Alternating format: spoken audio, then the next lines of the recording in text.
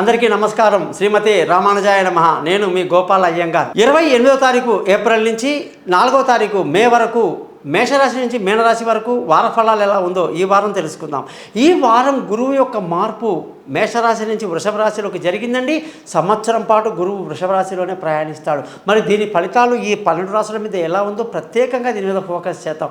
ఈ వారం గ్రహాల కానీ స్థితి చూసుకుంటే మేషంలోకి వచ్చేసి సూర్యుడు, శుక్రుడు, వృషభంలో గురువు, కన్యాలో కేతు, కుంభంలో శని, అలాగే రాహు, కుజ, బుధ గ్రహాలు మీనరాశిలో సంచరిస్తూ చంద్రుడు ధనుసు, మకరం, కుంభం ఈ 3 రాశుల్లో ప్రయాణిస్తున్నాడు.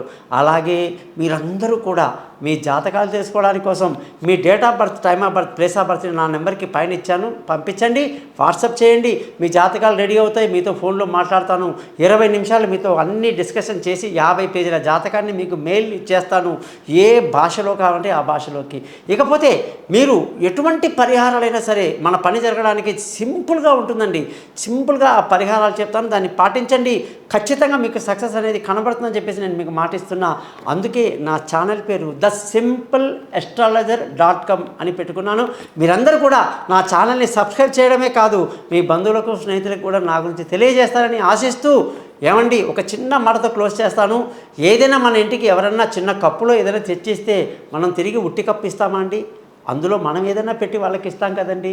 మరి అలాగే ఇంత కష్టపడి మీకోసం యూట్యూబ్ చేసి ఇంత టైం స్పెండ్ చేస్తున్నాను కదా, మరి నాకు మీరేమి ఇస్తారండి? కేవలం ఒక సబ్స్క్రిప్షన్, ఒక బంధువులకి, స్నేహితులకి నా గురించి చెప్పడం చేస్తారు కదా. నమస్కారం, మీ గోపాలయ్యంగా.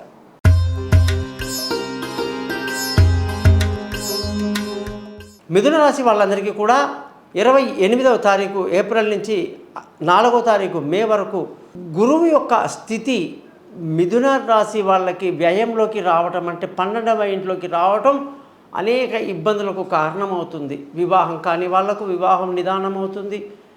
పార్ట్నర్షిప్లో వ్యాపారాలు దెబ్బతింటాయి. దూరంగా ఉన్న వాళ్ళు కలుసుకునే అవకాశాలు తక్కువ. ఉద్యోగస్తులకు అనేక ఇబ్బందులు. ఈ టైంలో ఉద్యోగాలు మారటాలు అవన్నీ కూడా మిథున రాశి వాళ్ళు చేయకూడదు. ఇది ఒక సంవత్సరం పాటు ఇలా ఉంటుంది. అయితే ఈ వారం మీ రాశి వాళ్ళకి సంతోషంగా, ఆనందంగా గడుపుతారు. అనుకున్న పనులు అనుకున్నట్టుగా విజయవంతంగా పూర్తి చేస్తారు. మానసికంగా ఉల్లాసంగా ఉంటారు. రావాల్సిన డబ్బు సకాలంలో చేతికి అందుతుంది. కుటుంబంలో సంతోషం ఉంటుంది. పిల్లల చదువు బాగుంటుంది.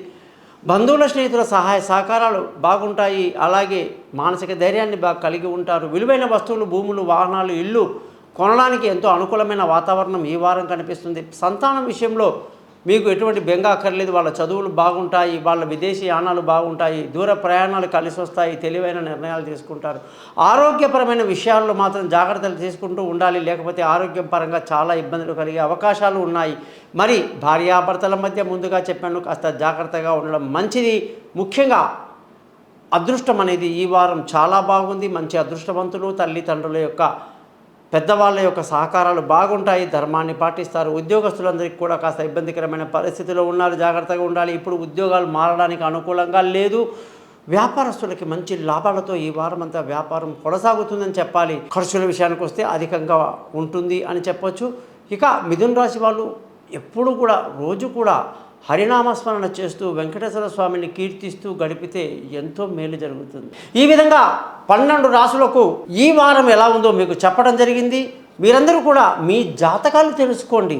జీవితంలో మీకు ఉన్నటువంటి లగ్నం ఏమిటి, నక్షత్రం ఏమిటి, రాశి ఏమిటి, దశ ఏమిటి, మరి ఏం చేస్తే మీకు మంచి లాభదాయకంగా మీ జాతకంలో అద్భుతాలు జరుగుతాయి అని చెప్పి తెలుసుకోవడానికి పై నెంబర్లో మీ date of birth, time of birth, place of బర్త్ని పంపించండి.